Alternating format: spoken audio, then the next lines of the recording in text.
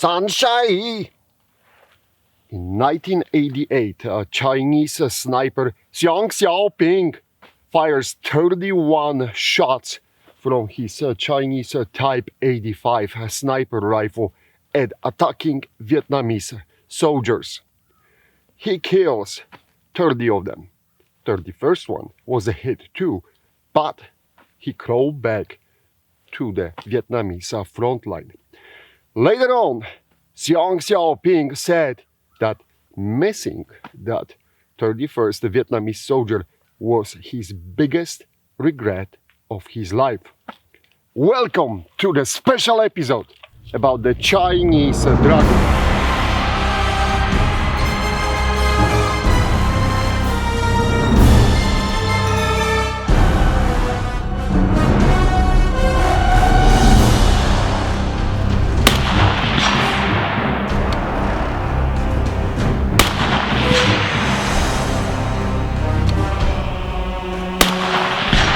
Before we'll dive in to the dramatic history creation of a Type 7985, a Chinese Dragunov rifle, we have to jump back to the war in Korea. What?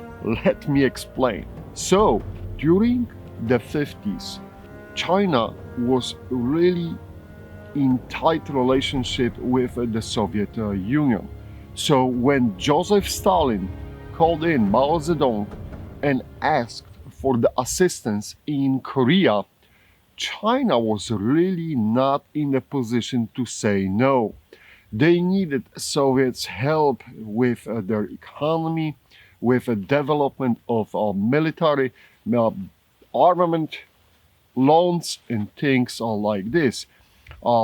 China really didn't have big appetite for a war in Korea. Yes, they were concerned with the security of the Chinese-Korean border if the American forces would be there, but all events which led to the Chinese intervention in Korea were really not in the favor of the war at that time. Make no mistake, China didn't want to have US forces based on their border. That's the subject for a totally different discussion. But what happened was when the Soviet Union requested that Chinese involvement in North Korea, China basically had to say yes. And counter to that was that the Stalin promised to Beijing sell of the arms at the half of the manufacturing price for the Soviets. So that was a very good deal right there. And also Soviets promised to Chinese the air cover for their troops in Korea. That, of course, came with the little asterisks, and it didn't happen to the scale or at the time when the Chinese were really hoping for it. But that's what was happening in the Korean intervention. So China got involved mostly per pressure from the Soviet Union, and then, of course, because of their own domestic policy on the issues involving the Korea. But it was with the big pressure from Soviets. And Chinese troops were fighting a proxy war for the Soviets. Now, I did say that the China was hoping for the huge military assistance from the Soviets, from the Stalin. That, of course, didn't happen to the degree China was hoping for. So that was the turning point when the Chinese really had kind of bad taste in their mouth and were disappointed with the Soviet Union, quote-unquote, assistance. This was the first time when the China started maybe realizing that they have to rely a little bit more on themselves, and the Soviet Union isn't a very reliable partner. Now, that was the one of the reasons why the Chinese-Soviet relationship started falling apart. After the death of Stalin, Nikita Khrushchev took over, and Nikita Khrushchev immediately started dropping the Stalin under the bus and blaming Stalin for every problem which existed in the Soviet Union. That didn't settle well with the Chinese. Despite the issues for the Korean War, the Mao Zedong and also the Chinese still held the Stalin to the very high level of respect.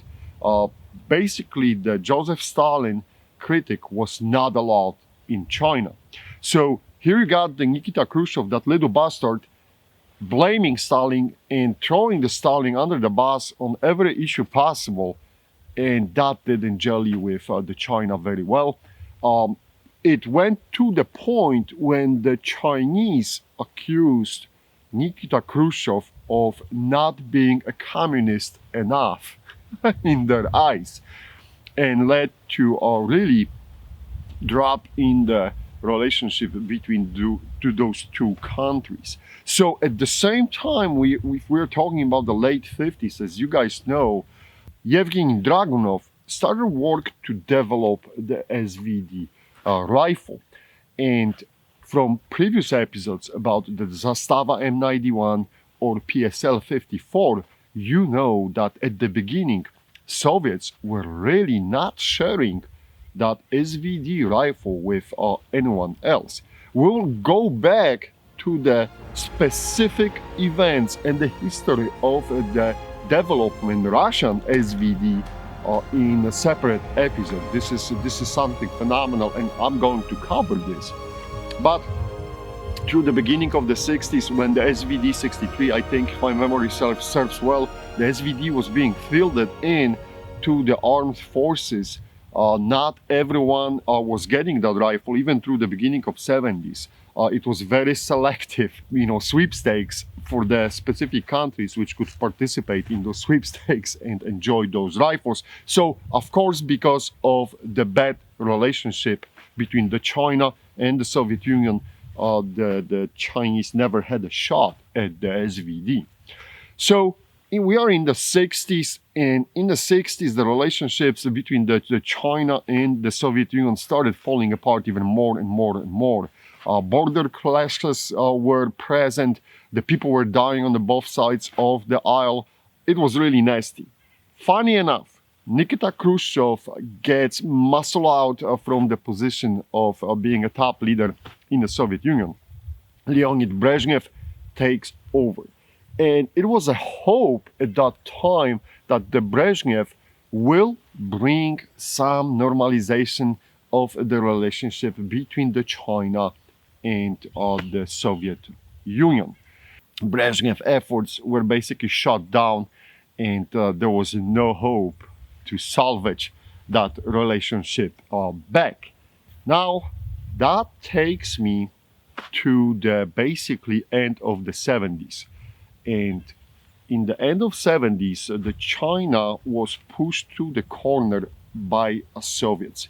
Soviets were working their way around the China and establish the pact and the basically military relationship with Vietnam. This is after the Vietnam War. So China wanted to teach the lesson of Vietnam and show them that the Soviets relationship really doesn't mean much. In 1979, February, the Chinese soldiers went into the northern Vietnam.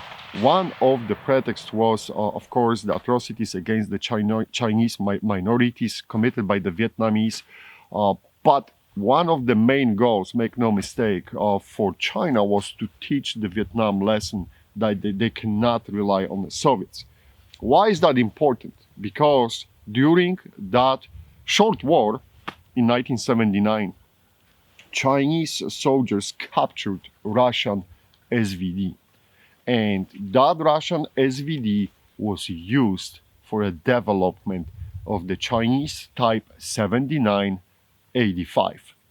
So you understand now what really happened and what led to the situation, and how we end up with the Chinese working on their own basically a copy of SVD.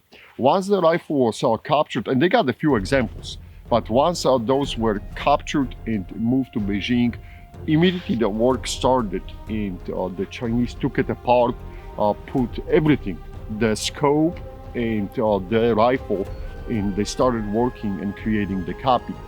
They did absolutely perfect clone of the SVD, with the exception of the barrel twist.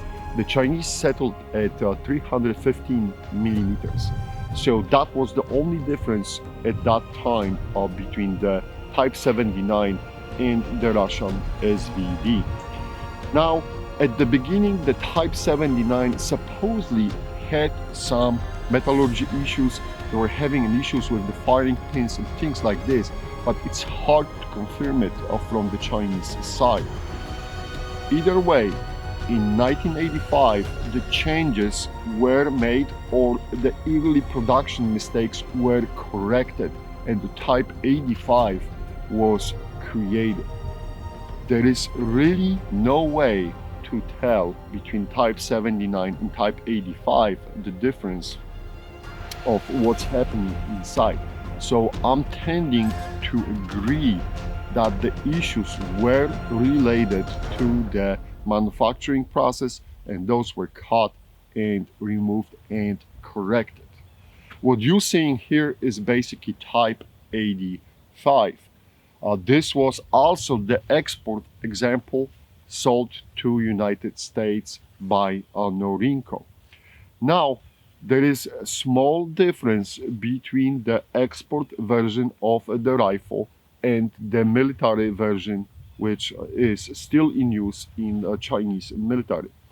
This was done because of the ATF export license requirements. They had to correct the fire control group, so it is slightly different. You can see on the pictures the difference between these two, between real SVD and the Chinese copy NDM86. That was the code name for the commercial sale in the United States.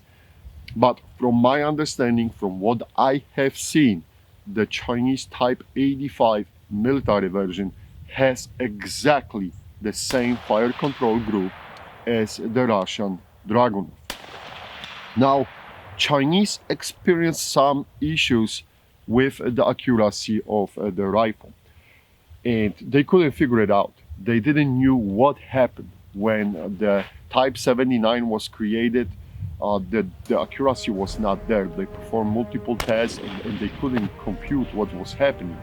They had the originals, and the originals were shooting equally poorly.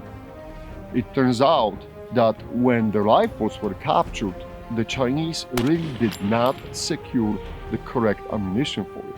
They assumed that those rifles, the Dragunovs, were running on a standard 7.62 by 54R ammo, which was mainly used for the machine guns. As we know, the Soviets developed for the Dragunov a 7-1 round, which was specifically designed to increase the accuracy of the rifle.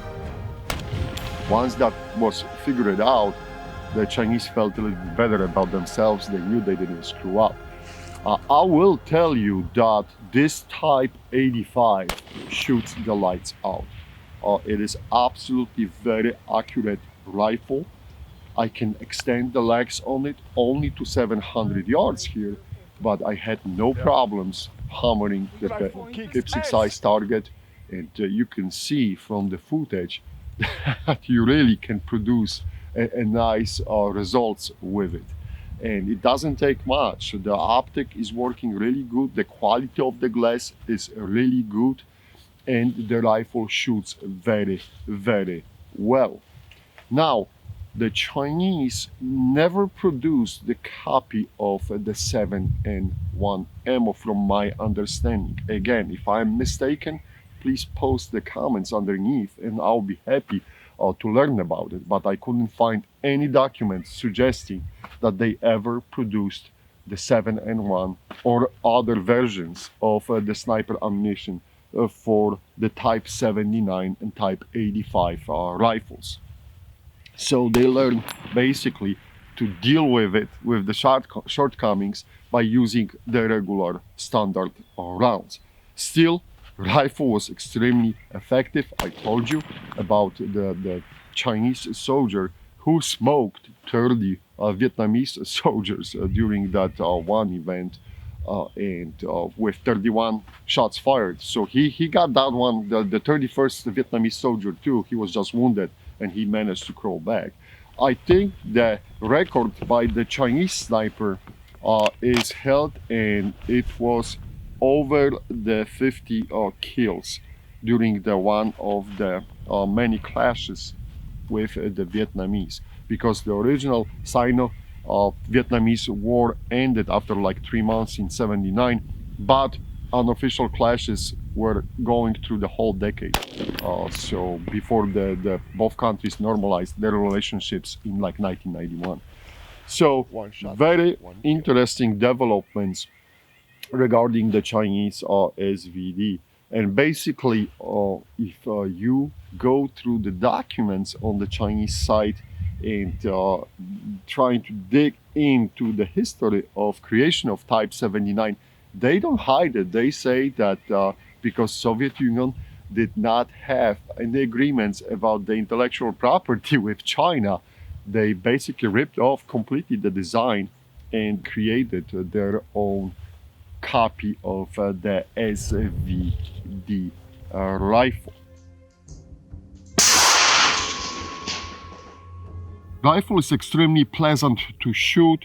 There is no noticeable recoil. However, the 7.62 by 54R does produce a lot of side pressure, and even with this iconic flash hider, you can see that it sends out the shockwaves to the left and to the right, disturbing basically a vegetation. So when the snipers are using that rifle and they want to conceal their position, they have to be aware of it. Also, this muzzle device produces that iconic ping noise, which is no surprise again. From that type of the design for the flash hider, you're always going to have it. However, with all the bang coming out from the muzzle, that is the least to worry about it. But I know some people are complaining sometimes about those noises. It is normal, guys. On those flash hiders, it is very normal to have that high pitch noise. Stock is very comfortable, beautiful, with a cheek riser, which is included on the Chinese SVD. For me, as always, I'm struggling with those cone block stocks. I like to run some sort of extension to add a little bit more length of pull. Unfortunately, these stocks are not customizable. You cannot adjust the length of pull. It is what it is. So if you are a guy with the long arms, you may have to work on some sort of the solution at the end of the stock. But the cheek riser is included and it is working awesome. It really helps and provides the nice cheek weld to the stock, which, as you know from the cone block type rifles, is not very common option on those rifles. Overall, I think NDM86 delivers. It is outstanding rifle with a very good accuracy. I know there is a lot of talk and the people like to fight on the internet and complain about the accuracy of SVD, or saying that they are disappointed with the kind of accuracy they're getting. Guys, one more time, and I cannot stress this out, you have to use correct ammunition for this rifle to have results you are expecting from that type of the rifle.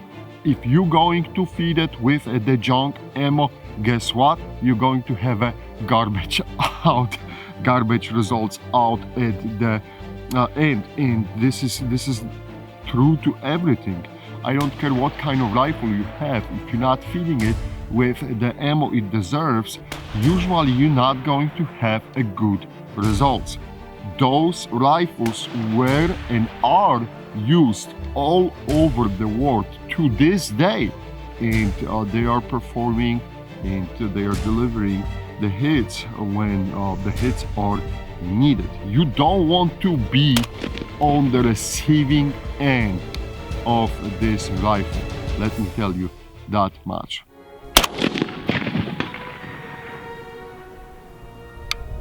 I did manage to, of course, shoot and use the real SVDs, and I'll tell you this Type 85, which I have here, it shoots tighter than any SVD I had the pleasure to use.